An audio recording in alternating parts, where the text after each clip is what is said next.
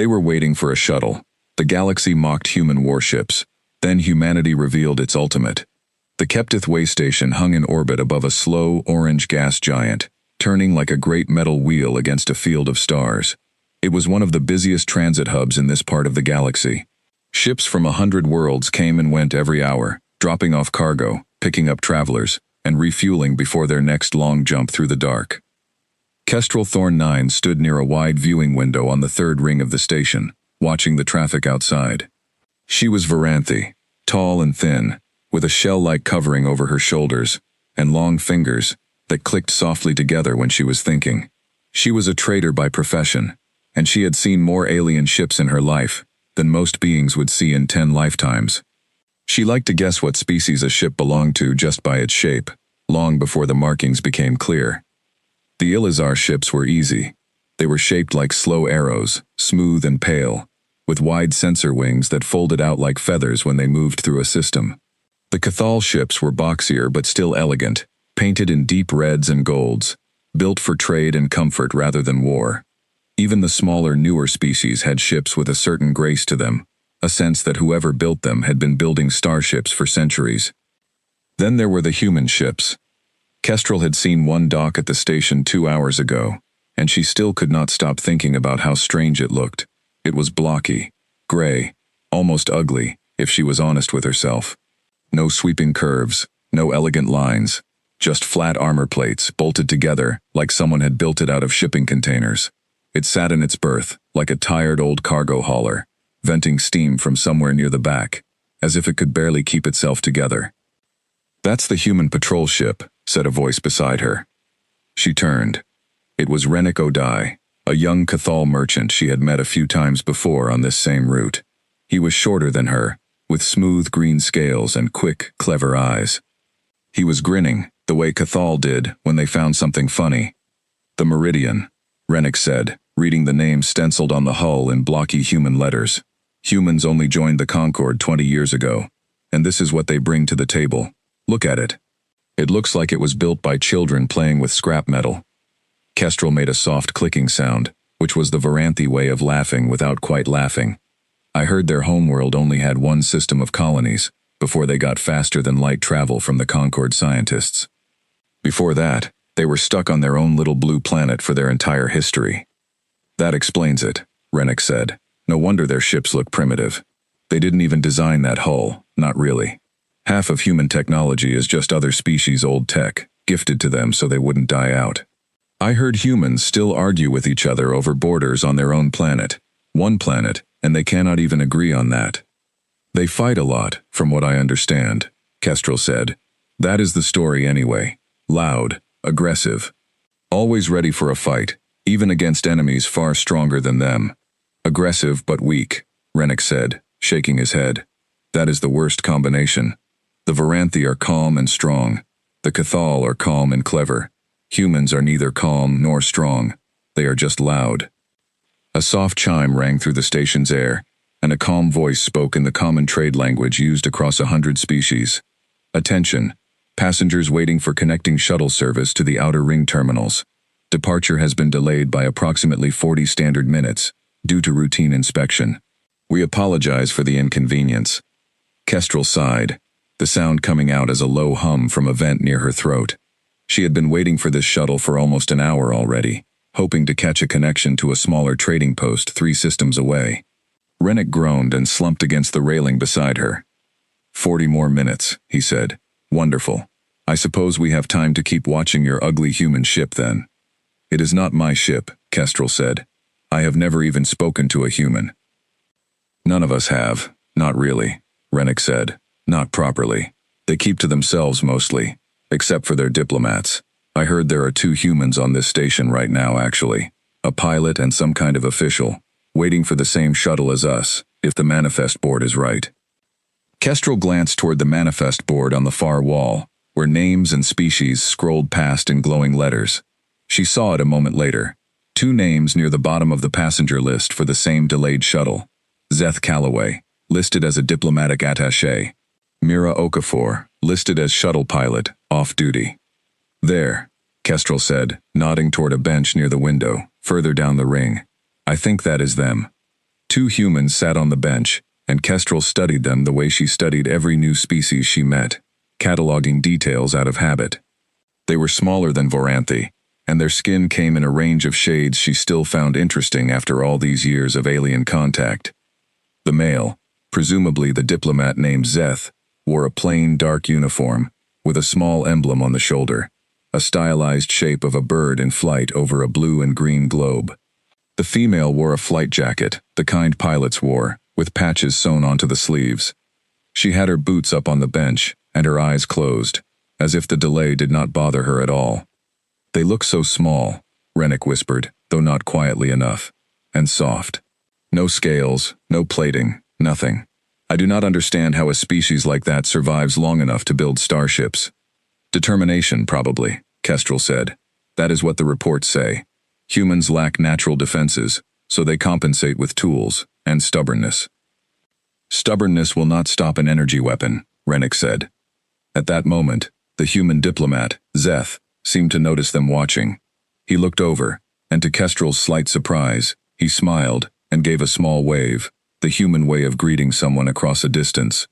Kestral felt a strange flicker of embarrassment, being caught staring, and she gave an awkward nod back. Rennick, less bothered, simply looked away and pretended to study the manifest board. "Friendly, at least," Kestral murmured. "Naive, more likely," Rennick said.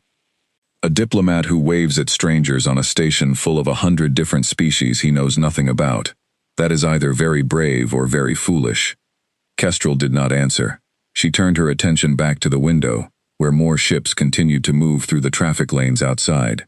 Far below, on the docking ring, the human ship Meridian sat quietly in its berth, still venting that faint trail of steam, looking small and tired, next to a sleek Ilizar cruiser docked 2 berths down. She did not know it yet, but she would remember that ship very clearly, very soon, and for reasons that had nothing to do with how ugly it looked. Kestral had traded with dozens of species over the years, and in her experience, every species had its own reputation among the others, whether earned or not. The Ilizar were known for patience and long memory, the kind of species that would remember a broken promise for 3 generations. The Cathal were known for sharp trading and sharper humor, always looking for the profitable angle in any situation. The Veranthi, her own people, were known for calm judgment and careful planning, traits Kestral liked to think she embodied, though her long-standing habit of judging ships by their appearance alone suggested she still had room to grow in that regard. Humans, by comparison, were still something of a mystery to most of the galaxy, even 20 years after their first contact with the Concord. Kestral had read the standard briefing documents once, out of simple curiosity, back when humanity had first been admitted as a probationary member species. The reports described a young, technologically limited civilization, discovered only because an Ilizar survey ship had picked up their early radio broadcasts decades earlier, and quietly monitored their progress from a respectful distance, waiting to see whether the species would destroy itself before it ever became ready for contact. It had been a close call, according to the reports. Humanity's homeworld had been divided by old rivalries and old wars for most of its recorded history, different nations competing and sometimes fighting for reasons that seemed, from the outside, difficult for other species to fully understand. When first contact had finally been made, many within the Concord had expected humanity to be a difficult, quarrelsome new member, prone to exactly the kind of internal conflict that made some species unsuitable for peaceful galactic cooperation. Instead, humanity had surprised almost everyone by uniting quickly, under a single planetary government. Once faster-than-light technology was shared with them, driven, according to the reports Kestral remembered reading, by a shared recognition that a fractured, quarreling species had no chance of thriving once the wider galaxy became aware of their existence and their weaknesses.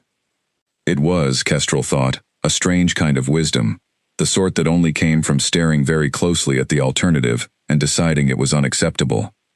"You are thinking too hard about this," Rennick said, noticing the distant look on her face. "It is just a shuttle delay, Kestral. We have both dealt with worse." "I was thinking about the humans," Kestral admitted, "about how strange it must be to spend your entire history alone on one small world, fighting each other over borders and resources, and then suddenly discover you are not alone in the universe after all. and that everyone else already has centuries or millennia of head start. A humbling experience, I imagine, Rennick said. Perhaps that explains the ugly ships. When you join a conversation already centuries old, you build what you can with what you have, and hope nobody laughs too loudly. Someone is always laughing, Kestral said quietly, glancing back toward the docking ring window, where the small gray shape of the meridian still sat in its berth. It seems unkind, when I think about it that way.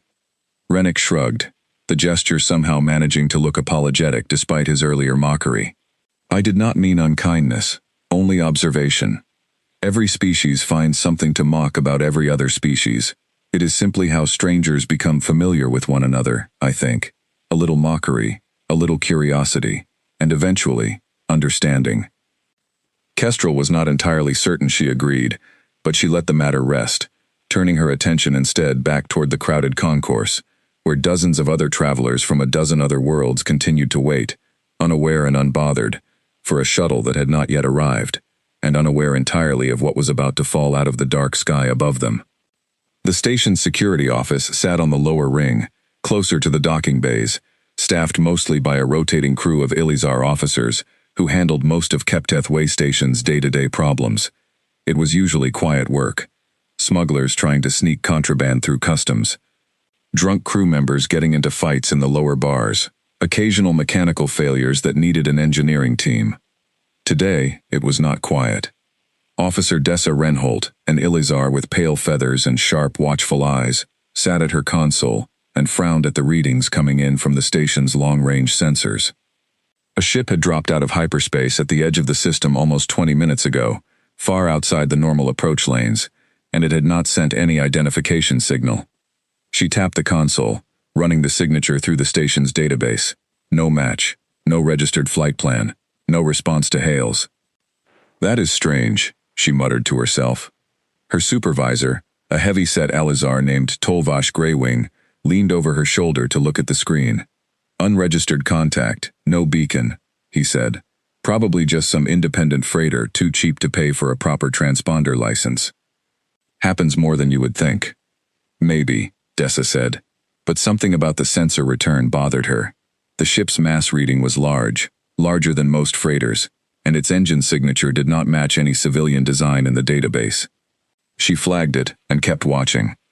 10 minutes later, a second unidentified contact appeared, then a third, then, within another 5 minutes, 6 more, all converging from the same direction, all moving in a loose formation that no honest merchant convoy would ever use.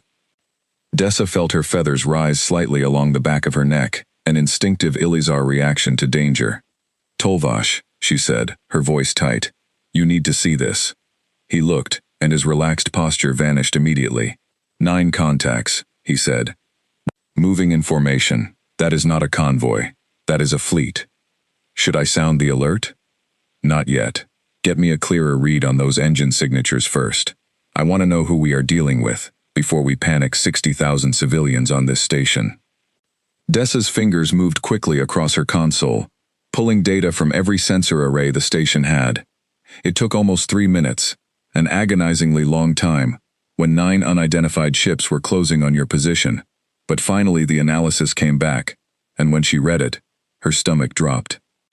Tolvash, these engine signatures match a partial profile in the old Concord threat database, Ashfall configuration. Raider pattern hulls, modified for speed and firepower rather than cargo capacity. Tolvash went very still. Ashfall Raiders, here, at Kepteth. It gets worse, Dessa said, scanning further down the readout. Weapons are hot. All 9 ships have their forward batteries charged and ready. They are not here to trade, Tolvash. They are here to take the station. For a moment, neither of them spoke. The Ashfall Raiders were not a myth, not some old story told to frighten young cadets. They were a real and violent group, remnants of a fallen empire that had turned to piracy generations ago, striking isolated stations and lightly defended systems across a wide stretch of unclaimed space. They rarely announced themselves before an attack. They did not need to. Their reputation for burning entire stations to the ground when resistance was offered had already spread far and wide, which was usually enough to make most victims surrender quickly, without a fight. Sound the alert, Tolvash said, his voice suddenly hard and fast. "Full lockdown. Get every civilian ship in the docking ring moving, now, and get me the station commander on the line." Dessa's hand slammed down on the alarm control, and a moment later, a deep, pulsing alarm began to sound through every deck of Kepteth Way station, accompanied by flashing red lights along every corridor, and a calm, mechanical voice repeating the same message over and over in a dozen languages. "Attention, this is not a drill. Unidentified hostile vessels approaching the station. All personnel proceed immediately to designated shelter zones. This is not a drill." Up on the third ring, Kestral Thorn 9 felt the deck tremble slightly beneath her feet as the alarm began to blare, the red emergency lights washing over the crowded concourse. For a moment, nobody moved, caught in that strange frozen instant between hearing danger and believing it. Then the calm mechanical voice repeated its warning, and the concourse erupted into chaos. Beings of a dozen species surged toward the shelter markers along the walls, some shouting, some simply running, luggage and cargo crates abandoned on the floor as people scrambled for safety. Rennick grabbed Kestral's arm. "What is happening? What is that alarm?" "I do not know," Kestral said, though a cold, sinking feeling was already spreading through her chest. She had heard station alarms before, small ones, for fires or minor decompressions. This one was different. This one was the hostile contact alarm, the one used only for something truly dangerous. Through the viewing window, out in the black, she could see the traffic pattern outside the station had changed completely. Civilian ships that had been calmly waiting in queue for departure clearance were now scattering in every direction, engines flaring bright as pilots pushed for maximum acceleration, desperate to put distance between themselves and something Kestral could not yet see. Then she saw it. 9 dark shapes emerged from the shadow of the gas giant's outer ring, moving fast, their hulls jagged and scarred, painted in dull black and streaked with rust-orange markings that looked disturbingly like old bloodstains. They were unmistakably warships, built for one purpose only, and they were not slowing down. "Ancestors preserve us," Rennick whispered, his earlier confidence completely gone, his voice suddenly small. "Those are raider ships." Down on the bench where the 2 humans had been sitting, Zeth Calloway was already on his feet, his relaxed posture from moments ago replaced by a sharp, focused alertness that Kestral found strangely reassuring even in the middle of her rising panic. Beside him, the pilot, Mira Okafor, had her boots off the bench and her eyes wide open, staring out the same window at the approaching ships, her jaw tight. "That's a lot of hostiles for a way station this size," Mira said quietly. "Ashfall markings," Zeth said, his voice grim. "I've seen those hull patterns in briefing files before. This isn't a random attack, Mira. This station sits on a major supply route. They're not here for a quick raid. They're here to take it and hold it." Mira's eyes flicked toward the docking ring far below, where, even from this distance, Kestral could just make out the small gray shape of the human ship, the Meridian, still sitting in its berth. "We need to get to the ship," Mira said. Zeth nodded once, already moving. "Let's go." Kestral watched them push through the panicking crowd, moving with a speed and purpose that surprised her, heading not toward the shelter zones like everyone else, but toward the nearest lift, down to the docking ring, toward the very danger everyone else was running from. "Come on," Rennick said, tugging at her arm. "But we should get to the shelters. This is not our fight, Kestral." But Kestral found herself hesitating, watching the 2 humans disappear into the crowded lift, unable to fully explain, even to herself, why she felt compelled to linger a moment longer, instead of following the rest of the crowd toward safety. Around her, the concourse continued to empty out, station staff in bright yellow vests herding stragglers toward the marked shelter corridors, their voices calm and practiced, despite the obvious tension in their movements. "In a moment," she said, "I want to see." "See what? A battle?" "Kestral, that is exactly the kind of thing we should not want to see up close." "Not the battle," Kestral said, though she was not entirely sure that was true. "I want to understand what I am watching, before I decide how frightened to be." Rennick made an exasperated sound, somewhere between a groan and a laugh, but he did not leave her side, staying close as the crowd thinned around them and the observation deck slowly emptied of everyone except a stubborn handful of onlookers too curious, or too stunned, to look away from the window. Through the reinforced glass, the traffic pattern outside had grown even more chaotic, ships of every size and shape scattering in every direction, as their pilots abandoned the docking queue entirely, some without even bothering to file a proper departure clearance with station control. A dockworker's voice crackled over a nearby speaker, sharp with urgency. All non-military vessels are ordered to clear the immediate vicinity of the station. Repeat. All non-military vessels clear the area immediately. Military and defense-registered vessels, report to designated defense stations. Kestral watched a small Shuttle transport ship, barely larger than a shuttle itself, peel away from its berth in a hurried, clumsy burst of acceleration, nearly clipping another departing vessel in its panic to escape the area. She thought, distantly, that in another hour this same scene might be remembered very differently by everyone who lived through it, though she had no way of knowing yet just how differently. She did not understand it yet. Nobody on that station did. But in less than an hour, the galaxy's opinion of humanity, and of the small, ugly, unimpressive ship sitting quietly in docking berth 11, was about to change forever. The lift down to the docking ring was packed with panicking bodies, but Szeth Calloway and Mira Okafor pushed through anyway, moving against the tide of civilians rushing toward the shelter zones. Szeth kept one hand on the strap of his bag, the other steadying himself against the wall, as the lift shuddered under the weight of too many passengers at once.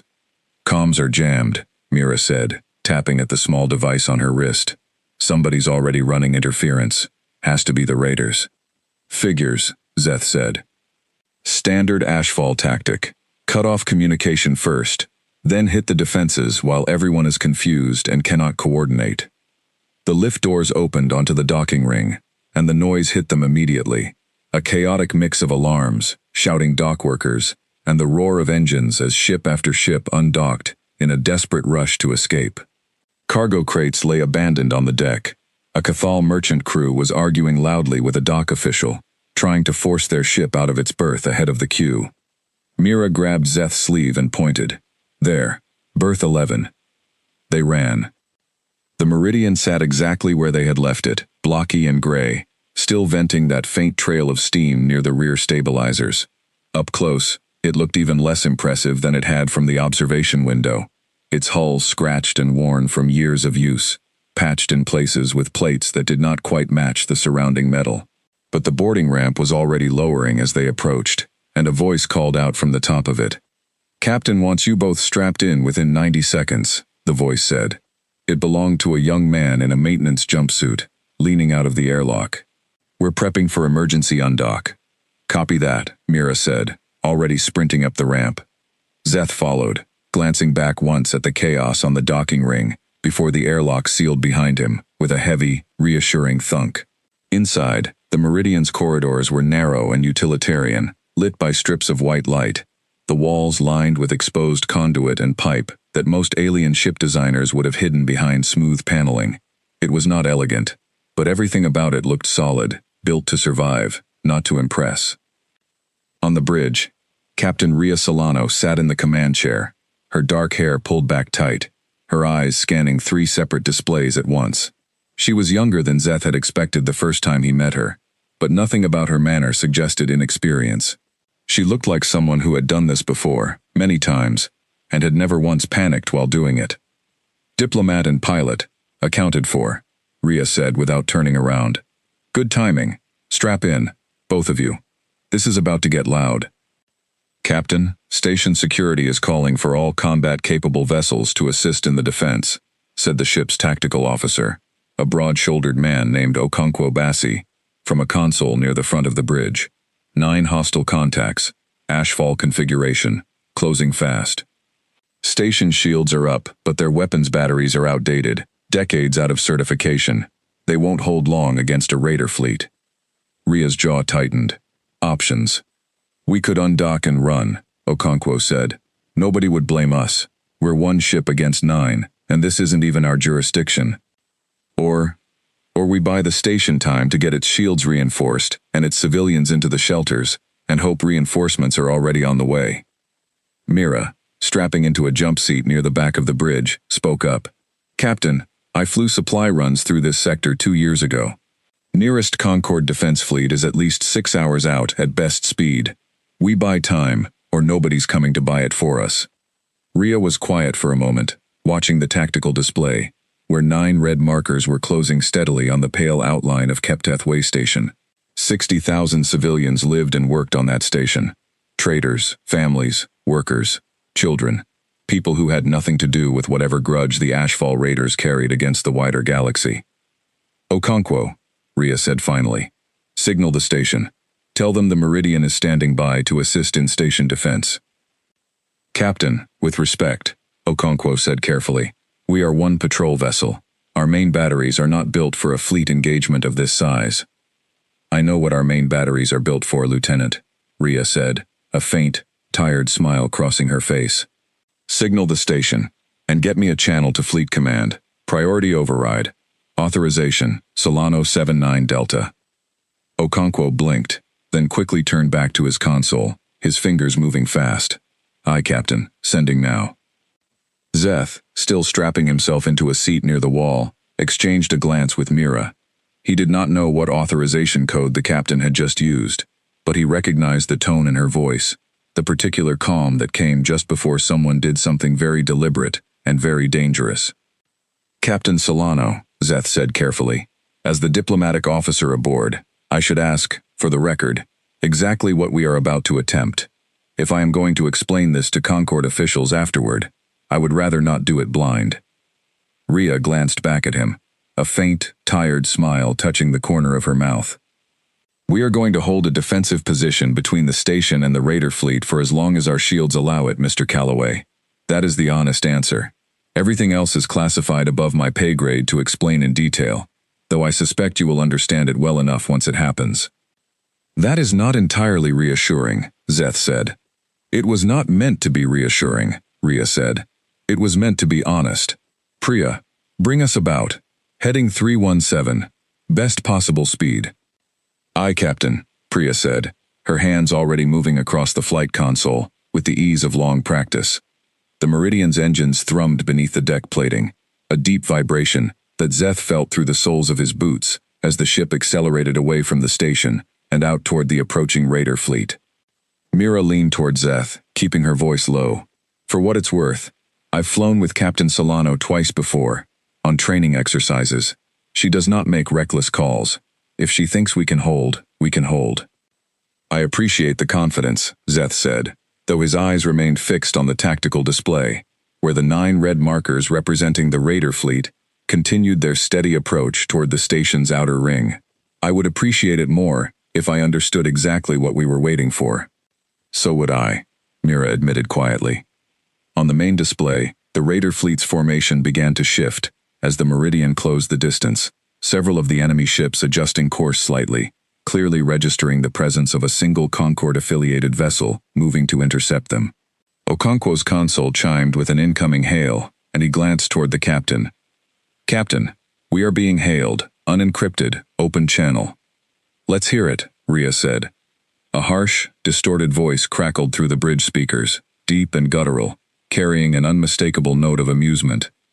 "Small human ship, this is not your fight. Turn back now, and we will let you leave. Interfere, and you will burn with the rest of this station." Rhea did not hesitate. "This is Captain Rhea Solano, of the Concord vessel Meridian. Kepteth Way Station and its civilian population are under the protection of the Concord Defense Charter. You are ordered to stand down and withdraw immediately, or face lawful defensive action." A burst of harsh, grating laughter answered her over the open channel. "Lawful defensive action. From one ship. Brave words, small human. We will remember them, briefly, before we forget you entirely." The channel closed. Rhea's expression did not change, though Zeth noticed her hands tighten almost imperceptibly on the arms of her command chair. "Charming," Okonkwo muttered. "Noted for the record," Rhea said dryly. "Helm, take us in. Weapons free the moment we are in range." Out on the observation deck of the third ring, Kestral Thorn 9 pressed herself against the reinforced window, watching the battle begin to unfold in the black outside. Most of the crowd around her had already fled toward the shelters, but a stubborn handful of onlookers remained, unable to look away, held in place by the same terrible fascination that Kestral felt in her own chest. The station's defense platforms opened fire first, A scattered pattern of energy bolts arcing out from turrets mounted along the outer ring, lighting up the dark like angry red fireflies. Kestral had never seen the station's weapons fired before, not in the 6 years she had used Kepteth as a trading stop, and she was surprised by how weak they looked against the approaching raider fleet. Most of the shots missed entirely, the raider ships weaving and juking with practiced ease, clearly used to facing exactly this kind of resistance. "They are not even slowing down," Rennick said beside her, his voice tight with fear. He had not run for the shelters either, though Kestral suspected it was less bravery on his part, and more simple paralysis. The lead raider ship broke formation first, peeling away from the others and diving toward the station's outer docking ring, weapons blazing. A section of the station's shield flared bright white as it absorbed the impact, the whole structure groaning audibly, a sound Kestral felt in her bones more than heard with her ears. "The shields will not hold against 9 ships," Kestral said quietly. "Not for long." Then something new appeared on the battlefield. The gray, blocky shape of the human ship, the Meridian, detached from its berth and moved out into open space, and Kestral felt a strange mix of hope and disbelief rise in her chest. One ship. One small, ugly patrol vessel against 9 dedicated warships. It seemed almost foolish, the kind of gesture that looked brave from a distance, but would end badly, quickly, and permanently. "What is it doing?" Rennick asked. "That's suicide." The Meridian did not charge directly at the raider fleet. Instead, it moved to place itself between the nearest raider ship and the section of the station where the docking ring's fuel reserves were stored, a position that would do the most damage if hit, and the position the raiders seemed to be targeting specifically. The human ship's weapons, small compared to the raiders' heavy batteries, opened fire, a rapid stream of bright projectile fire that struck the lead raider's shields and made them flicker. "They actually hit it," Kestral said, surprised despite herself. The raider ship, clearly annoyed by the sudden interference, turned its full attention toward the Meridian, breaking off its run at the station to instead pursue the smaller human vessel. 2 more raider ships peeled away from the main formation to join the attack, apparently deciding that a single defiant patrol ship was worth destroying before continuing their assault on the station itself. 3 against 1, Rennick said. "It will not survive that." Kestral watched, unable to look away, as the 3 raider ships converged on the Meridian, their weapons fire lighting up the black in bright streaks of red and orange. The human ship banked hard, rolling beneath a spread of incoming fire, and Kestral found herself surprised again by how well it moved, far more nimble than its blocky, unimpressive shape had suggested. It was not graceful, not in the way the Ilizar ships were graceful, but there was something efficient about the way it moved, every maneuver serving a clear purpose. Still, 3 against 1 was 3 against 1. A hit landed against the Meridian's rear shields, and Kestral saw the shield flare and buckle under the impact, the ship shuddering visibly even from this great distance. "It is losing," Rennick whispered. On the bridge of the Meridian, alarms blared as the shield status display dropped into the red. Okonkwo's hands moved fast across his console, redirecting power, compensating for the damage. "Rear shields at 40% and falling," he called out. "We cannot hold this position against 3 of them for much longer, Captain." Zeth watched the numbers drop with a growing sense of dread, doing quick mental math on how long 40% might last against the rate of fire the raider ships were putting out. It did not take a tactical officer to see that the answer was not long enough. He glanced toward Mira, hoping to find some reassurance in her expression, but she was watching the display with the same tight focus as everyone else on the bridge, offering no comfort beyond her steady presence beside him. "I know," Rhea said, her voice tight but controlled, her eyes fixed on the tactical display. "Helm, evasive pattern Bravo 3. Keep us between them and the fuel reserves." "Aye, Captain," said the helmsman, a quiet, focused woman named Priya Nair, her hands moving smoothly over the flight controls. The Meridian rolled hard to starboard, dodging a spread of incoming fire, then dove beneath the second raider ship's approach vector, close enough that Zeth, strapped in near the back of the bridge, felt his stomach lurch with the sudden change in direction. "Captain," Okonkwo said, "Fleet Command is responding to your authorization code. They are asking for confirmation." "Send it," Rhea said immediately. "Full confirmation. Authorization Solano 79 Delta. Execute." There was a brief pause, and then Okonkwo's console chimed with an incoming transmission. His eyes widened slightly as he read it. Then he looked up at the captain, a strange mixture of relief and grim determination crossing his face. "Confirmed, Captain," he said. "Fleet Command acknowledges. Contingency Ashwood is authorized." Zeth, listening from his jump seat, leaned toward Mira. "What is Contingency Ashwood?" Mira did not answer immediately. She was watching the tactical display, where a small new marker had just appeared, at the very edge of sensor range, far beyond where any of the raider ships or the station's own sensors could easily detect it.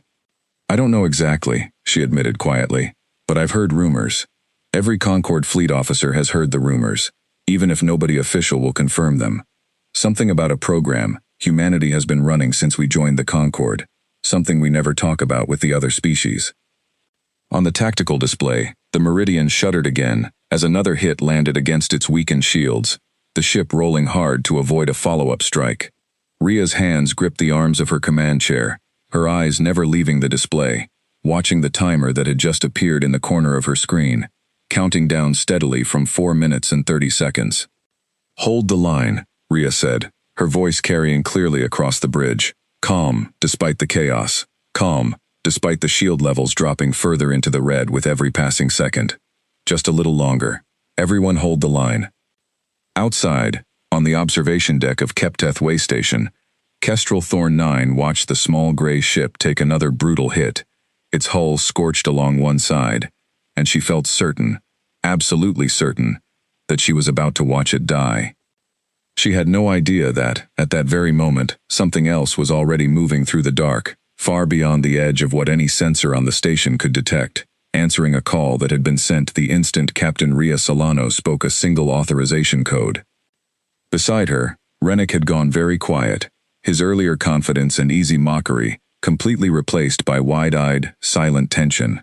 He gripped the railing in front of the window with both hands, watching the small gray ship weave between 3 much larger pursuers, absorbing hit after hit, while somehow, impossibly, refusing to break apart. "I take back what I said earlier," he said finally, his voice barely audible over the noise of the still blaring station alarms, about it looking like it was built by children playing with scrap metal. "You may want to save the apology," Kestral said quietly, "in case there is no one left to apologize to." Rennick did not answer. Around them, the handful of other onlookers who had remained at the window watched in a similar tense silence, some murmuring prayers in their own languages, others simply staring, transfixed, unable to look away from the unfolding battle, even as every instinct told them to seek shelter instead. Kestral found her own long fingers clicking together rapidly, an anxious habit she rarely indulged in public, but she made no effort to stop herself now. Far below, the human ship rolled hard once more, narrowly avoiding another spread of incoming fire, its damaged hull trailing a thin, glowing stream of venting atmosphere that caught the light of the distant sun in an almost beautiful way, entirely at odds with the danger it represented. Kestral found herself, unexpectedly, whispering something that was not quite a prayer and not quite a hope, but somewhere between the two, directed at a ship and a crew she had mocked from a distance less than 2 hours earlier. The galaxy was about to learn exactly what humanity had been quietly building, all this time, out beyond the reach of curious eyes. The Meridian shook again as another blast struck its weakened shields, and this time, the lights on the bridge flickered, dimming for a full second before the backup systems kicked in. Somewhere below decks, a damage alarm began to chime, insistent and shrill. "Hull breach, Deck 3, Section C," Okonkwo reported, his voice tight. "Automated bulkheads sealed it off. No casualties, but we cannot take many more hits like that." "Shield status," Rhea said. 22%, and falling. Rhea's eyes flicked to the timer in the corner of the tactical display. 3 minutes and 10 seconds remaining. It felt like an impossibly long time, given how fast their shields were dropping. "Priya, give me everything you've got on evasive maneuvers," Rhea said. "Okonkwo, keep pushing power to the shields, even if you have to pull it from life support reserves. We just need to survive the next 3 minutes." "Aye, Captain." On the tactical display, the 3 raider ships continued their pursuit, spreading out slightly, to catch the Meridian in a crossfire, their weapons fire lighting up the black around the smaller human vessel, in an almost constant barrage. Zeth Calloway gripped the arms of his jump seat, watching the display with a knot of fear tightening in his stomach, though he tried hard not to let it show. Beside him, Mira watched with a different kind of tension, the focused stillness of someone who understood exactly how dangerous their situation was, and had chosen to face it anyway. "They're good," Mira murmured, almost to herself, watching Priya's hands move across the flight controls. "Really good. I've flown with a lot of pilots. I haven't seen evasive work like this outside of a training simulator." As if in answer, the Meridian rolled hard, dipping beneath a spread of incoming fire from the lead raider ship, then cut sharply to port, using the raider's own bulk to briefly block the second ship's line of fire. It was not the kind of flying that looked impressive from a distance. No dramatic loops or flashy spins, just tight, efficient movement, every maneuver calculated to buy a few more seconds of survival. 2 minutes 40, Okonkwo called out. "Shields at 16%. Zeth found himself gripping the edge of his seat so tightly his knuckles had gone pale, watching the numbers fall with a helplessness he was not accustomed to feeling. As a diplomat, he was used to being the one who solved problems through careful words and patient negotiation, not through desperate maneuvers on the edge of a knife. There was nothing for him to do here except watch, and trust in people he had known for only a few months, aboard a ship he had boarded almost by accident, on a routine assignment that was never supposed to involve combat of any kind. "You all right?" Mira asked quietly, noticing his tension. "Not particularly," Zeth admitted. "You?" "Ask me again in 2 minutes," Mira said, managing a thin, humorless smile. On the raider flagship, though nobody aboard the Meridian could see it, the pirate commander leading the assault was growing increasingly frustrated.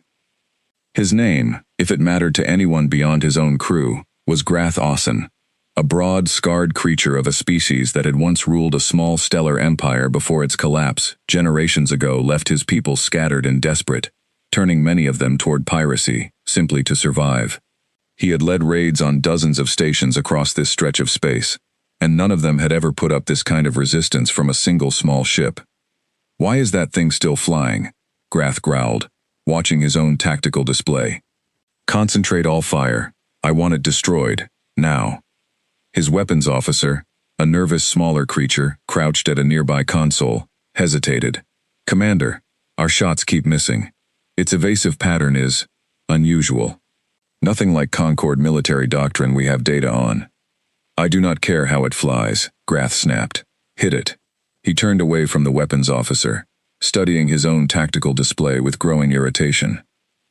In 3 decades of raiding, Grath had faced defenders of every kind. Overconfident militia captains who panicked at the first sign of real resistance, station commanders who surrendered the moment his fleet dropped out of hyperspace, even the occasional stubborn Concord patrol that put up a token fight before fleeing to save itself. He had never faced a single ship that refused to do either. "Commander," said a second officer, a wiry creature monitoring long-range sensors near the rear of the bridge. "The human ship's power signature is unusual. It keeps redistributing energy between systems in patterns that do not match standard Concord doctrine. I believe they are drawing power from non-essential systems to reinforce their shields. Then their life support will fail before their shields do," Grath said. "Keep firing. Eventually something will break." But even as he said it, a small, uncomfortable doubt had begun to settle into his mind, one he did not care to examine too closely. The small ship had already survived 3 minutes of concentrated fire from his best pursuit vessels, far longer than any reasonable tactical model would have predicted. Something about that fact nagged at him, though he pushed the feeling aside, unwilling to let doubt slow his pursuit now, so close to finally silencing the irritating vessel once and for all. Back on the Meridian's bridge, the shield readout dropped below 10%, and a new alarm joined the chorus, already filling the bridge with noise. Ria's face remained calm, but Zeth could see the tightness around her eyes, the barely restrained tension in how she held herself. "Shield's critical," Okonkwo said. "One more solid hit and we lose them entirely." "Distance to reinforcement arrival?" Ria asked. 1 minute 50 seconds, Captain, assuming they maintain current speed. We do not have 1 minute 50 seconds at this shield level." Ria's mind worked fast, running through options, most of them bad. She could break off and run, saving her ship and her crew, But that would leave the raiders free to resume their assault on the station, and the station's own defenses would not hold much longer either. She could try to close the distance and ram one of the raider ships, a desperate last resort that might take one enemy vessel out of the fight, but would almost certainly destroy the Meridian in the process. Or she could do something the raiders would never expect, something that went against every instinct that told a smaller, weaker ship to keep running from a larger, stronger enemy. "Priya," Rhea said. "New heading. Take us directly toward the lead raider ship. Closest possible approach." Priya's hands froze for half a second over the controls, a flicker of surprise crossing her face before her training took over. "Aye, Captain, closing the distance." "Captain," Okonkwo said, alarm clear in his voice. "At that range, their weapons will have a much easier time tracking us. Our shields will not survive contact." "I am not planning to take contact," Rhea said. "Just to get close enough that their own point defense systems have trouble distinguishing our hull signature from their own ship's mass in the sensor return. It will buy us a few extra seconds while their targeting computers recalibrate. It is not much, but it might be enough." Zeth, watching from his jump seat, found himself holding his breath as the Meridian surged forward, closing the gap toward the lead raider ship at a speed that felt reckless, almost suicidal. On the tactical display, the distance between the two ships shrank rapidly, and for one terrifying moment, it looked as though Rhea's gamble had failed entirely, the lead raider ship's weapons tracking smoothly onto the Meridian's new heading, without any hesitation at all.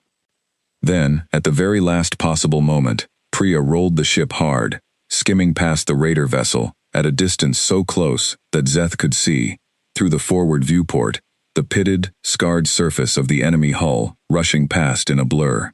A spread of weapons fire from the raider ship's secondary batteries sailed harmlessly past where the Meridian had been half a second earlier, striking empty space instead. "Contact confusion achieved," Okonkwo said, a note of disbelief in his own voice. "Their point defense systems dropped tracking for almost 2 full seconds." "Use them," Rhea said immediately. "Priya, get us clear. Evasive pattern Delta, now." The Meridian rolled away from the lead raider ship, putting distance between itself and all 3 pursuers, buying precious seconds, while the raider fleet's targeting systems struggled to reacquire a clean lock. On the tactical display, the countdown timer continued to tick down, now showing just over 1 minute remaining. "Shields at 4%, Okonkwo reported, his voice tense but steady. "We are still in this fight, Captain, but barely." "Understood," Rhea said, her eyes fixed on the display, watching the timer, with an intensity that Zeth found almost as frightening as the battle itself. "Everyone hold, we are almost there." Out on the observation deck of Kepteth Way station, Kestral Thorn 9 watched the small gray ship execute its daring maneuver, with a growing sense of disbelief. She had expected the Meridian to die minutes ago, torn apart by the concentrated fire of 3 raider ships. Instead, it kept flying, kept dodging, kept surviving, against odds that should have been overwhelming. "How is it still alive?" Rennick whispered beside her, his earlier mockery of human ships nowhere to be found in his voice now, replaced entirely by a kind of stunned respect he clearly had not expected to feel. "I do not know," Kestral admitted, "but it is buying the station time. Look." Beside them, a young Ilizar technician who had also lingered at the window, instead of fleeing to the shelters, spoke up quietly, her voice trembling slightly. "I work in the station's shield control room, 2 decks down. We have been running everything we can into the outer ring, but the emitters were never designed for a sustained assault like this. If that little ship had not drawn 3 of them away, we would already have lost containment on Section 4. "How much time do you need?" Kestral asked. "I do not know," the technician admitted. "More than we have, probably, but every minute helps." She pointed toward the station's own defense platforms, which had used the reprieve granted by the Meridian's distraction to reinforce the shields along the outer ring, the shimmer of energy across the docking sections growing visibly stronger even as they watched. Somewhere below, station engineering crews were working desperately to route additional power to the beleaguered defense grid, buying every second the human ship's sacrifice offered them. "It cannot last much longer, though," Kestral said quietly, watching the Meridian take another glancing hit, its hull scorched along one flank, trailing a thin stream of venting atmosphere from somewhere near the rear stabilizers. Look at it. It is barely holding together. Rennick did not answer. He simply watched, along with everyone else still gathered at the observation window, as the small, ugly, battered human ship continued its desperate dance against three much larger and more powerful enemies, refusing, against all apparent reason, to break off and run. "Why do they not retreat?" Rennick finally asked, his voice barely above a whisper. "Any sane commander would have retreated by now. They cannot win this fight." Kestral thought about the human diplomat she had seen waving from across the observation deck, less than an hour ago, before any of this chaos had begun. She thought about the pilot who had sat beside him, calm and relaxed, boots up on the bench, as though nothing in the galaxy could trouble her. "Maybe," Kestral said slowly, "they are not trying to win this fight alone." On the tactical display aboard the Meridian, the countdown timer ticked past the 30-second mark, then 20, then 10.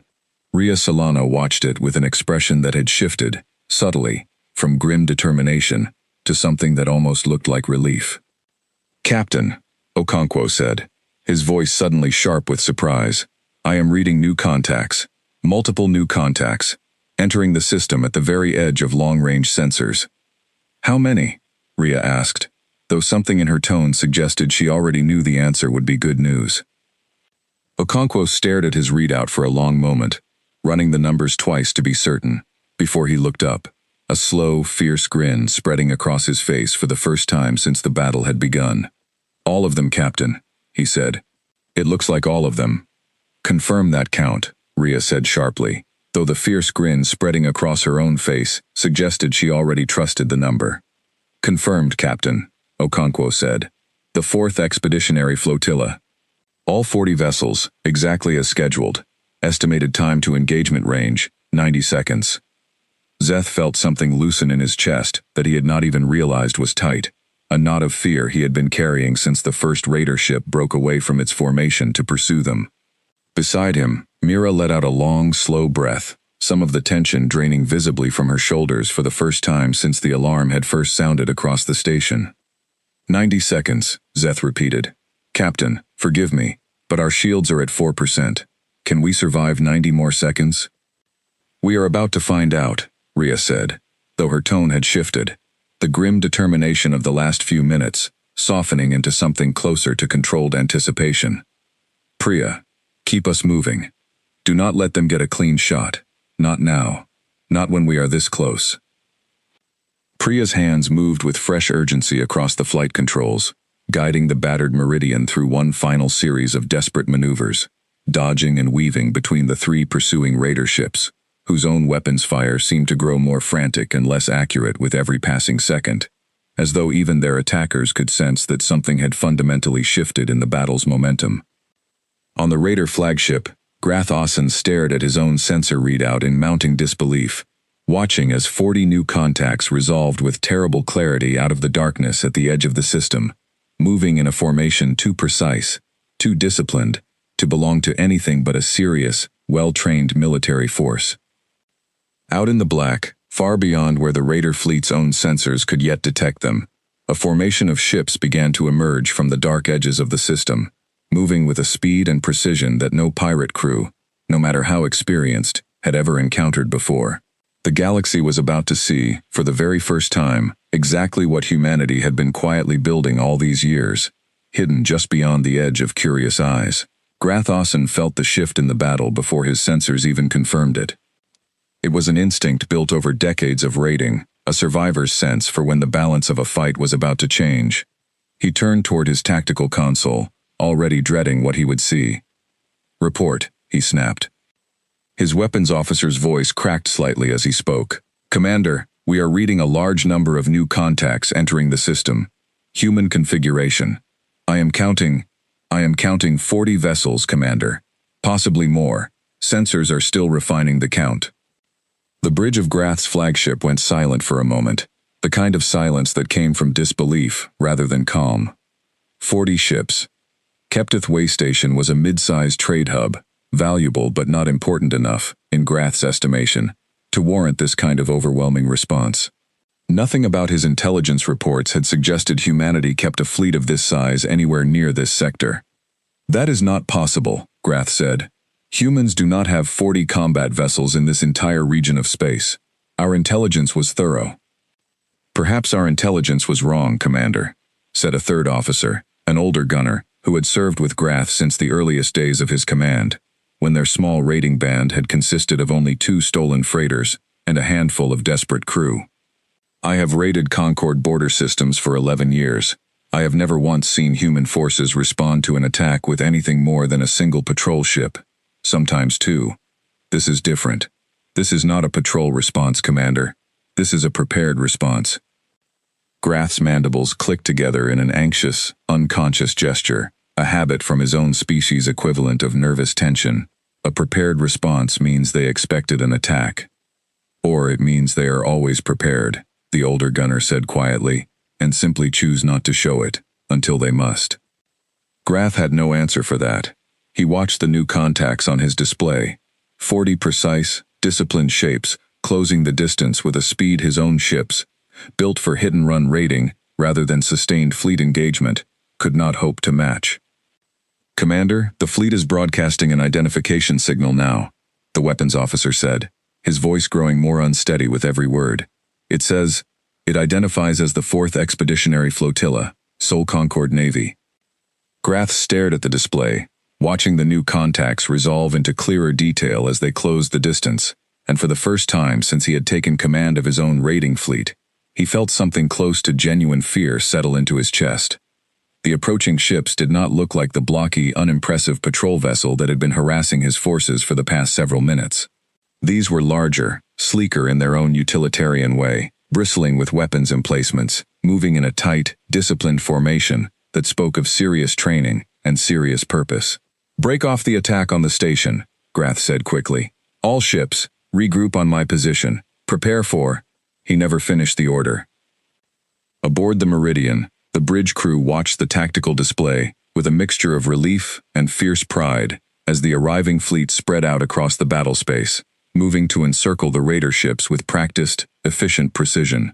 At the head of the formation flew a much larger vessel, easily 5 times the size of the Meridian, its hull marked with the designation ISV Endeavor. "Fleet Command, this is Meridian Actual," Rhea said into her comm, her voice steady despite the exhaustion clearly written across her face. "Good to see you, Admiral." A new voice came through the comm, warm despite its formality. "Meridian, this is Endeavor Actual. Good work holding the line, Captain Solano. We will take it from here. Fall back and get your ship clear of the engagement zone. You have done enough for one day." "Copy that, Endeavor," Rhea said. "Priya, take us out of the combat zone. Let's give the fleet some room to work." As the Meridian pulled back, its damaged hull venting thin trails of atmosphere into the void, Zeth Calloway watched through the forward viewport as the true scale of the reinforcement fleet became visible. It was not simply 40 ships arriving to overwhelm 9 raider vessels through sheer numbers, though the numbers alone would have been enough. It was the manner in which they moved, coordinated with an almost eerie precision, each ship seeming to know exactly where every other ship was, and exactly what role it needed to play in the unfolding engagement, all without a wasted motion or a moment of confusion. "What are we looking at?" Zeth asked quietly, more to himself than to anyone else on the bridge. Mira, sitting beside him, answered anyway. "Networked combat AI," she said. "I've heard whispers about it in pilot circles, but I never actually saw it in action before now. Every ship in that fleet is sharing targeting data, sensor feeds, tactical calculations, all in real time, all instantly. It is not 40 separate ships fighting 9 raiders. It is one combat system, split across 40 hulls, fighting 9 raiders, who are each fighting completely alone." On the tactical display, the difference became brutally clear within moments. The raider ships, which had fought with brutal effectiveness against the lone Meridian, found themselves utterly overwhelmed the instant the human fleet closed to engagement range. Every maneuver a raider pilot attempted seemed to be anticipated a fraction of a second before it happened. Every gap in the raider formation exploited instantly by whichever human vessel happened to have the best firing angle. It was not a battle of individual ships against individual ships. It was a battle of one coordinated intelligence against 9 desperate, isolated combatants, each fighting blind compared to their opponents. Ancestors, Okonkwo murmured, watching the display, with something between professional admiration and genuine awe, despite having served aboard a human vessel for years, and having some idea of what the fleet was capable of. I've read the specs, I've run the simulations, I have never actually seen the network run at full engagement capacity before. Out on the observation deck of Kepteth Way Station, Kestral Thorn 9 watched the battle's sudden and total reversal with a growing sense of disbelief that bordered on something almost spiritual. Where moments ago she had watched a single small human ship struggle desperately against overwhelming odds, she now watched an entire fleet of human vessels dismantle a feared raider force, with a speed and coordination that defied everything she had ever believed about human military capability. "That is not possible," Rennick said, his voice hollow with shock. 40 ships, appearing from nowhere, moving like that. How did nobody know humanity had this? "Maybe nobody was supposed to know," Kestral said slowly, watching as one raider ship after another lost power, its weapons going dark, its shields collapsing under a barrage of precisely coordinated fire. Maybe that is exactly the point. Around them, other beings who had remained at the observation windows despite the danger began to murmur among themselves, a rising tide of confused and awestruck conversation in a dozen different languages, all expressing some version of the same disbelief. The mocking laughter that had filled this same observation deck barely an hour ago, directed at the blocky, unimpressive shape of the human patrol ship, had vanished completely, replaced by something closer to reverent silence. One of the raider ships attempted a desperate breakaway maneuver, diving toward the gas giant's upper atmosphere, in a bid to use the planet's turbulent weather patterns as cover from sensor tracking, a tactic that had apparently worked for this same crew on at least one previous occasion, based on the confident way the pilot executed the maneuver.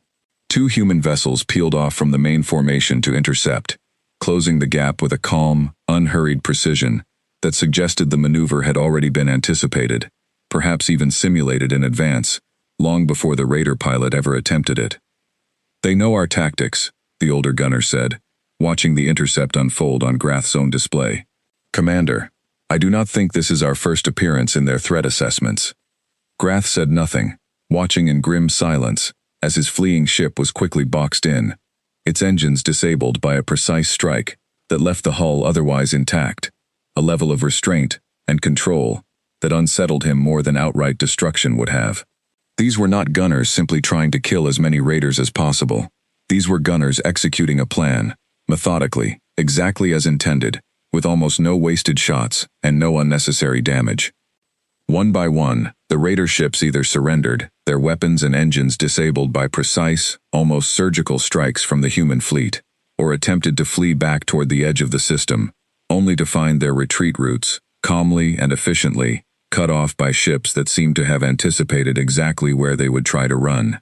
Grath Ossen's own flagship, badly damaged and stripped of most of its weapons capability within the first 2 minutes of the engagement, drifted dead in space, its bridge crew staring in stunned silence at the wreckage of what had, until very recently, been one of the most feared raiding fleets in this stretch of the galaxy. The older gunner moved to comply, then paused, glancing back at his commander with an expression that carried more sympathy than Grath expected from a crew member he had led into so many dangerous engagements over the years. "Commander, for what it is worth, no one could have predicted this.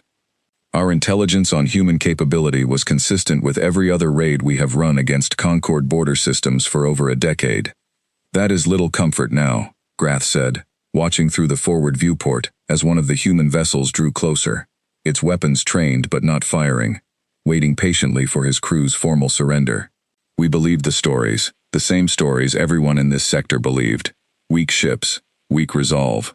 A young species playing at being part of a galaxy it did not yet understand. We were fools to believe it so completely."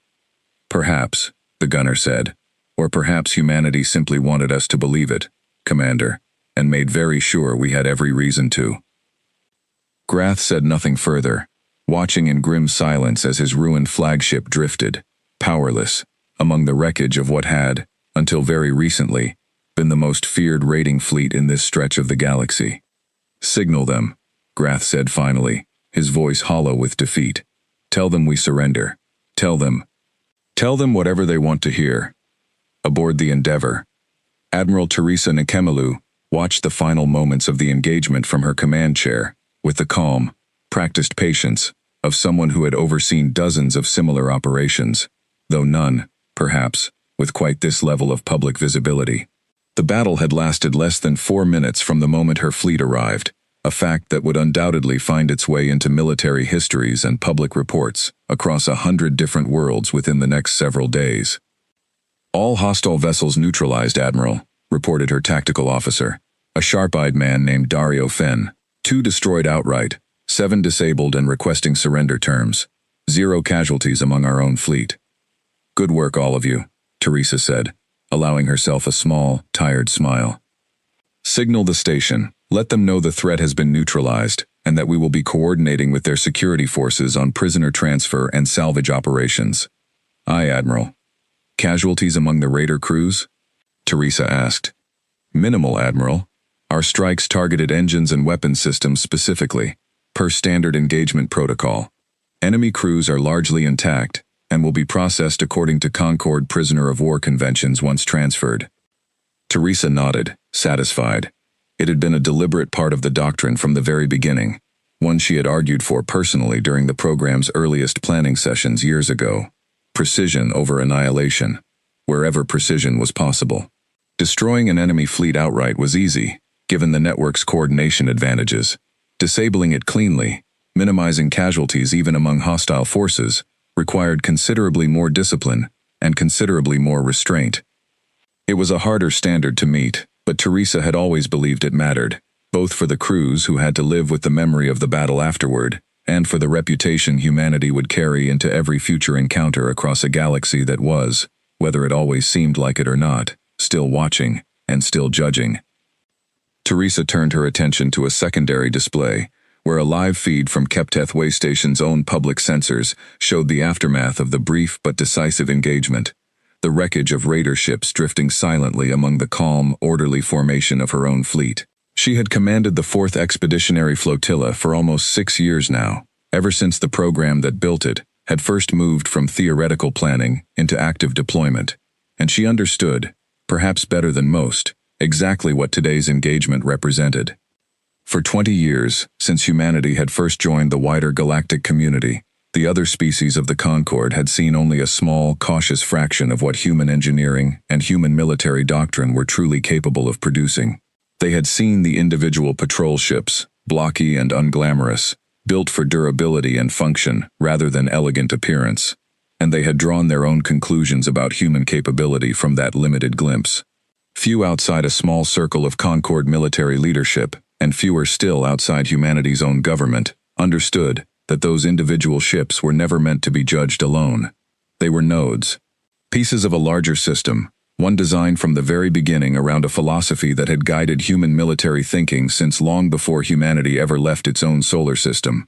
No single unit needed to be the strongest, the fastest, or the most impressive, so long as the network connecting all of them together was faster, smarter, and more coordinated than anything any single opponent could bring to bear.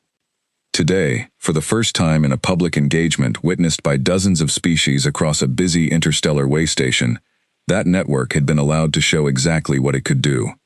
Admiral, Dario said, the station commander is requesting a direct channel. He says half the station is already asking questions about what they just witnessed. Teresa's smile widened slightly, though there was a certain weariness in it too, the tiredness of someone who had known this moment was coming for a long time, and had hoped, perhaps foolishly, that it might have arrived under gentler circumstances.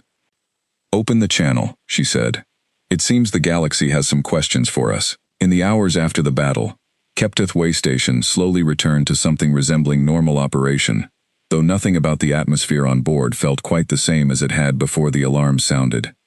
Repair crews moved through the outer docking ring, patching damaged sections of hull, and restoring power to the sections that had lost it during the brief but intense engagement.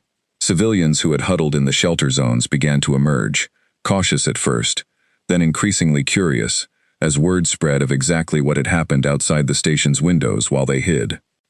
Kestral Thorn 9 had not moved from the observation deck the entire time. She stood near the same reinforced window where she had watched the battle unfold, now looking out at a very different scene. The wreckage of 2 destroyed raider ships drifted quietly among the debris field, slowly being gathered by salvage tugs. 7 more raider vessels sat disabled and under guard, their crews already transferred to holding cells aboard the human fleet for eventual processing under Concord law. And spread across the system in a calm, orderly formation, 40 human warships held their positions, an overwhelming and undeniable presence that, less than a day ago, Kestral would have sworn could not possibly exist. "I still cannot believe it," Rennick said beside her, his voice quieter and more thoughtful than she had ever heard it. He had stayed with her the entire time, watching the aftermath unfold in a kind of stunned silence that had only slowly begun to lift. 40 ships, coordinated like that, and we never knew. Nobody knew. "Somebody knew," Kestral said. "The Concord Military Command must have known, at least in outline. This is not the kind of thing you build overnight." "Then why keep it secret? Why let the rest of the galaxy think humans were weak, for 20 years, if this is what you were truly capable of the entire time?" Kestral considered the question carefully before answering, turning it over in her mind, the way she turned over the value of an unfamiliar trade good, trying to understand its true worth before committing to any judgment. "Perhaps," she said slowly, "because it was safer that way. A species that everyone underestimates has room to grow, to build, to prepare, without inviting the kind of attention or fear that a visibly powerful new arrival to galactic society might attract. The Concord had wars before humanity ever arrived. Old grudges, old rivalries. Perhaps humanity understood that arriving quietly and building carefully was wiser than arriving loudly and being seen as a threat before anyone had a chance to know them as people first." Rennick was silent for a long moment, watching the distant shapes of the human fleet through the window. "That ship," he finally said. "The little gray one. The Meridian. It looks so weak. I mocked it, Kestral. I stood right here and mocked it, less than 2 hours ago." "So did I," Kestral admitted, "in my own way. It held off 3 raider ships alone, long enough for that entire fleet to arrive," Rennick said. "It was never weak. It was exactly strong enough to do exactly what it needed to do, for exactly as long as it needed to do it. And I judged it by how it looked, instead of what it was built to accomplish." Kestral made her soft clicking sound again, though this time it did not carry the same easy humor it had earlier that day. A lesson worth remembering, perhaps, for both of us. Aboard the Meridian, now docked once more in its berth for emergency repairs, Captain Rhea Solano sat in her quarters, finally allowing herself a moment of stillness after hours of coordinating damage reports, casualty assessments, and communications with both station security and fleet command. She was tired in a way that went beyond simple physical exhaustion, the particular tiredness that came after holding a line she had not been entirely certain would hold. A soft chime at her door announced a visitor, and she called for them to enter. Zeth Calloway stepped inside, looking a little worse for wear himself, though largely unharmed by the battle beyond the general shaking his nerves had taken. "Captain," he said, "I wanted to thank you. Properly, I mean. Not just the formal kind of thanks I will have to write up in my diplomatic report later." Rhea managed a tired smile. "You do not need to thank me, Mr. Calloway. It is the job." "Still," Zeth said, taking a seat across from her when she gestured toward it. "I have been doing diplomatic work with the Concord species for almost 8 years now. I have heard what they say about us, in private, when they think no human is listening closely enough to understand the nuance. Primitive, weak, aggressive, without the strength to back it up. I have heard it so many times that I stopped being bothered by it, mostly. It was simply the price of admission to a much larger community, and I understood why our government chose to let that impression stand, rather than correct it too aggressively." "And now?" Rhea asked. Zeth was quiet for a moment, considering his answer carefully. "Now I think that impression is about to change very quickly, whether our government intended it to happen this way or not. Word of what happened here today will spread through Concord space within days. Every species with a stake in galactic politics will be recalculating exactly what humanity means as a member of this community." Rhea's expression grew more serious. "That is what worries me, honestly. Fleet Command kept the expeditionary program quiet for a reason. A species that reveals overwhelming strength too suddenly can trigger exactly the kind of fear and preemptive hostility that our government worked so hard to avoid during our first 2 decades in the Concord." "Maybe," Zeth said. Or maybe today showed something more important than raw strength. 60,000 civilians on this station, most of them not human. All of them alive right now, because a human captain chose to put her ship and her crew between a raider fleet and a station that was not even her jurisdiction to defend. That is not just a demonstration of what humanity can destroy, Captain. It is a demonstration of what humanity chooses to protect, and how far we are willing to go to protect it. Rhea considered his words for a long moment, looking out through the small viewport in her quarters at the calm, orderly formation of the 4th Expeditionary Flotilla, still holding its position out among the stars. "I hope you are right," she said finally. "I hope that is the story the galaxy remembers, instead of just the size of the fleet." 3 days later, Admiral Teresa Nkemelu stood in a small conference room aboard Kepteth Way station, facing an unusually large gathering of representatives from across the Concord's member species. Ilizar diplomats sat beside Cathal trade officials. Veranthi station administrators sat near representatives from half a dozen other species Teresa recognized from her years of Concord service. All of them gathered for the same reason, to formally discuss and formally understand exactly what had happened at Kepteth Way station and what it meant for humanity's place within the wider galactic community going forward. Admiral Nkemelu began the lead Ilizar representative, an elder statesman named Corvain Ashwing, his feathers carefully groomed, despite the gravity of the meeting. The Concord thanks humanity for its decisive intervention in defense of this station and its civilian population. That gratitude is genuine and will be formally recorded. However, I believe I speak for many gathered here when I say we have questions about the scale of the fleet that responded to this incident. A brief murmur passed through the room before Teresa raised a hand gently, and the assembled representatives quieted once more, waiting for her response. "That is a fair question, Ambassador," Teresa said, standing to address the room directly, "and I intend to answer it honestly, within the limits of what Fleet Command has authorized me to share. Humanity has, since joining the Concord 20 years ago, maintained a defense doctrine built around distributed, networked fleet coordination rather than individually powerful vessels. Our patrol ships are, by design, unremarkable in appearance and modest in individual capability. That was never a limitation forced upon us by circumstance. It was a deliberate choice, made because we believed, and still believe, that a galaxy already scarred by old wars and old rivalries did not need another visibly dominant power to fear." A murmur moved through the assembled representatives. "We chose to grow quietly," Teresa continued, "to build our strength gradually, and to demonstrate it only when genuinely necessary, rather than parade it as a warning to species we hoped, and still hope, to call friends and partners rather than rivals. What you witnessed here was not the full extent of our capability. It was one flotilla, responding to one crisis, in one sector of space. We do not intend that to be read as a threat. We intend it to be read exactly as it happened. A promise kept, to protect this community and the beings within it, whenever and wherever that protection is genuinely needed." A Cathal trade official near the back of the room raised a hand, waiting for Teresa's nod before speaking. "Admiral, forgive the bluntness of the question, but many of my colleagues in the trade guilds will ask it regardless of whether I do.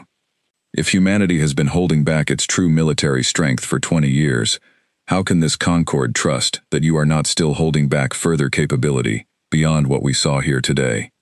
Teresa considered the question honestly before answering. "We are, Ambassador. I will not insult this room by pretending otherwise. Every member species of this Concord holds back some capability from full public disclosure, for reasons of security that I suspect every government in this room understands perfectly well. What I can tell you is this: the doctrine you saw demonstrated here was built, from its very first design principle, around defense and protection, rather than conquest or intimidation. We did not build the expeditionary flotilla to expand human territory at the expense of our neighbors. We built it because our own history taught us, at great cost, exactly what happens to a people who wait too long to prepare for danger." Corvain Ashwing was quiet for a long moment, his sharp eyes studying the human admiral carefully. "That is a great deal of trust to ask a nervous galaxy to extend, Admiral, on the strength of a single battle." "It is," Teresa agreed, "which is why humanity does not ask you to extend that trust based on one battle alone. We ask you to judge us the same way you would judge any new member of this community. By our actions, over time, consistently applied. Kepteth Way Station is not the first time human forces have quietly assisted Concord Operations Ambassador. It is simply the first time we have done so publicly enough that it could not be quietly overlooked. Back on the observation deck, Kestral Thorn 9 watched the human fleet begin its slow withdrawal from the system, the 40 ships of the 4th Expeditionary Flotilla forming into a graceful, disciplined formation as they prepared for their departure back toward whatever quiet posting had called them here in the first place. Among them, smaller and more battered than the rest, the Meridian held its place in the formation, its damaged hull already partially repaired, ready to continue whatever patrol duties awaited it next. Rennick stood beside her once more, having delayed his own departure by another full day, just to see how the situation would resolve. "Will you look at ships differently now?" he asked. "Human ships, I mean." Kestral thought about the question seriously before answering. "I think," she said slowly, "I will look at everything differently now, not just human ships. Every ship, every species, every stranger I meet in a place like this. It is easy to judge something by how it looks on the outside, Rennick. It is much harder, and much more valuable, to understand what it is truly built to do, and why." Far below, on the docking ring, the boarding ramp of the Meridian slowly retracted as the ship prepared for departure, its crew going through the familiar motions of undocking procedure, readying themselves for whatever quiet patrol duty would come next, largely unaware, or perhaps simply uninterested, in the fact that they had just changed how an entire galaxy understood their species. The shuttle that Kestral and Rennick had originally been waiting for, so many hours ago, finally departed the station later that same day, carrying them both toward their original destinations, as though nothing unusual had happened at all. But as Kestral settled into her seat and watched Kepteth Way Station shrink behind her through the small viewport, she found herself thinking not about her delayed trade schedule, nor about the profits she still hoped to make on this trip, but about a small, blocky, unremarkable gray ship that had stood alone against overwhelming odds, simply because it was the right thing to do. Somewhere out in the vast dark of the galaxy, humanity's ships continued their quiet patrols, unremarkable in appearance, easy to mock from a distance, and ready, without hesitation, to reveal exactly what they were truly capable of, whenever the moment finally demanded it. She thought, too, about the words the human admiral had spoken during the formal Concord meeting, words that had already begun circulating through trade networks and diplomatic channels across a dozen systems by the time Kestral's shuttle finally departed. A promise kept, rather than a threat made. It was a fine sentiment, the kind diplomats were trained to offer in moments like this, and Kestral, ever the careful trader, knew better than to accept fine sentiments at face value, without evidence to support them. But she had seen the evidence herself, standing at that observation window, watching a small, unremarkable ship place itself between danger and 60,000 strangers who were not its own people, simply because doing so was the right thing to do. That, she thought, was worth more than any formal statement delivered in a conference room days later. "Where will you go next?" Rennick asked, settling into the seat beside her, as the shuttle began its final approach toward its first waypoint. "Wherever the trade routes take me," Kestral said, "same as always. And if you cross paths with more human ships along the way?" Kestral considered the question, watching the stars shift slowly outside the shuttle's small viewport. "Then I will look a little closer before I decide what I think of them," she said. "I imagine that is a lesson worth carrying for a long while yet." The galaxy, Kestral suspected, would be a little more careful about its jokes from now on.